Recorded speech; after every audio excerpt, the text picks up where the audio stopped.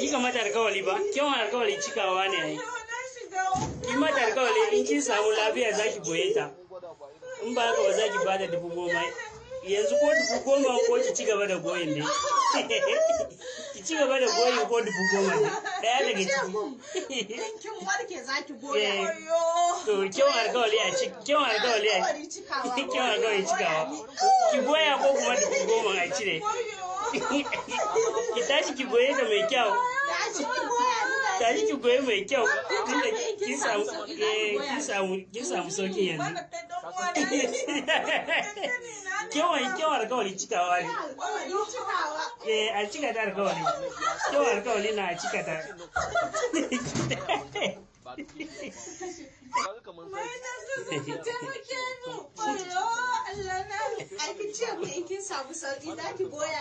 Ba ke kika mata alkawali ba, kyawun alkawali cikawa ne ai.